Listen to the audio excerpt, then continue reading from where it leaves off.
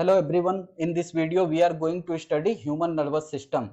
So significance of human nervous system is it helps in reacting our body as per the environment needs with the help of neurons. So neurons are the basic unit of human nervous system. Reacting our body as per the environment needs. If environment creates a situation when you need to feel love, when you need to feel hate, when your body need more sugar level, more blood pressure, more RBC, then human nervous system will make sure that you will get it. So human nervous system is very important and it does its business with the help of neurons. So human nervous system can be divided into three parts. Most important part is central nervous system. Central nervous system consists of brain plus spinal cord. Then comes peripheral nervous system. It consists of 12 pairs of brain nerves and 31 pairs of spinal nerves. And it helps in reflex action. Okay, then comes autonomic nervous system. Two types, sympathetic and parasympathetic. Parasympathetic hairs get erected salivary gland. With the help of these three, our whole body will be covered and our body will react as per the environment need. Most important part is central nervous system. We will focus on central nervous system. These two parts are very easy. So central nervous system consists of brain plus spinal cord. Brain plus spinal cord.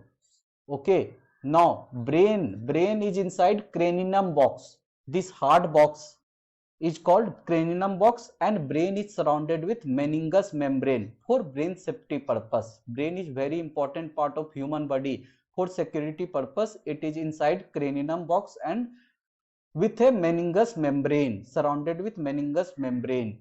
So central nervous system, brain plus spinal cord. Now focusing on brain. Okay, division of brain. So brain is divided into three parts: forebrain, midbrain or hindbrain. Front part of brain is called forebrain, then midbrain, then back side of brain is hindbrain.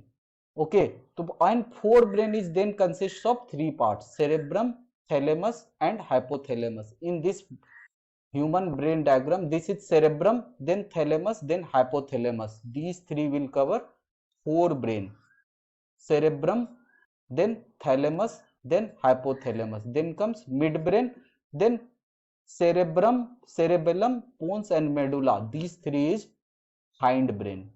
Then comes spinal cord. Okay, now focusing on forebrain: cerebrum, thalamus and hypothalamus. What is the use of it? So cerebrum controls what. When do we think about brain, what do we most commonly associate our brain with? So we most commonly associate our brain with memory, wisdom, willpower, knowledge, thinking, movement. Whenever we think about brain, we think about memory. Ki brain is related to memory, wisdom, willpower. All these functions are done with the help of cerebrum. So very easy to remember cerebrum. The most general thing we associate with our brain is done by with the help of cerebrum. Okay, memory, wisdom, willpower, knowledge, thinking and our body movement. So use your logic, it's very easy to remember. Cerebrum helps in these all these parts. Then thalamus. Thalamus just pain, cold and heat. This is responsible for pain, cold and heat. Then hypothalamus. Hypothalamus is the most important. Hypothalamus because it controls endocrine gland secretion. That's why it's most important. Endocrine gland secretion is controlled by hypothalamus and pituitary gland secretion through it.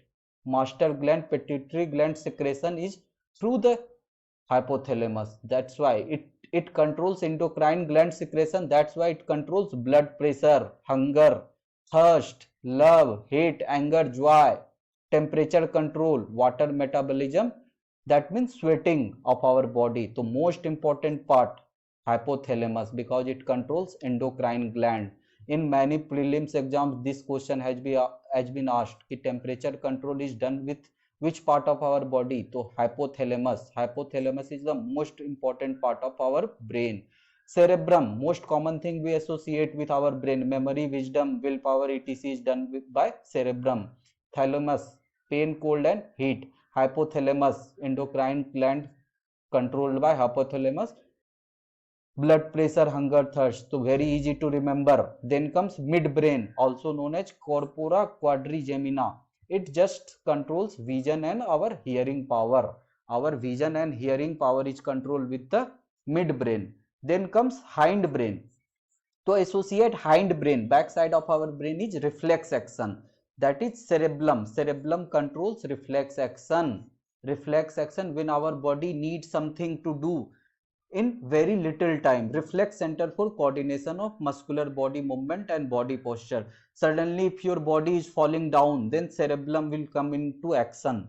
Okay, so cerebellum is basically control center for reflex action. Then pons, this part pons is basically bridge between brain and spinal cord. Brain and spinal cord, this acts as bridge. Okay, then medulla. Medulla, spinal cord starts from here, that's why it's called both part of hindbrain and spinal cord, and it controls our respiratory system. Remember this, medulla, respiratory system. These part are very easy to remember. You just have to remember medulla is responsible for our body respiratory system. Okay, our brain is covered, first forebrain, cerebrum, then thalamus, then hypothalamus, then midbrain, then hindbrain is cerebellum, pons and medulla. Very easy to remember. Just look at this diagram and this table and you can remember it. Use some logic, very easy to remember. Then comes spinal cord. Brain plus spinal cord is central nervous system. Once you complete central nervous system, whole human nervous system will be covered. So we have seen brain part. So spinal cord also helps in reflex action, and it carries impulses coming out of brain. It basically provides the structure to the whole body, कि how nervous system will be controlled. So brain plus spinal cord covers the whole body. Okay, and use of spinal cord is it helps in reflex action and it carries impulses. Impulses means neurons coming out of brain. Then comes peripheral nervous system. Peripheral nervous system, after brain and spinal cords comes the extension of peripheral nervous system. So peripheral nervous system is basically the extension, and it contains two kind of nerves, one brain nerves and other spinal cord nerves. Then peripheral nerves is like covering the body. Then after peripheral nervous system comes autonomic nervous system, and with the help of this our whole body will be covered by the nervous system. Autonomic nervous system is sympathetic and parasympathetic, and with the help of brain and spinal cord whole body will be controlled. Okay, so we have seen the nervous system, central nervous system, brain plus spinal cord. Then peripheral nervous system just contains two type of nerves, nerves coming from brain and nerves coming from spinal cord. After that autonomic nervous system, and with the help of this our whole body will be covered with the nervous system, and body will be react as per the environment need. Now directly coming to the first three division we have seen.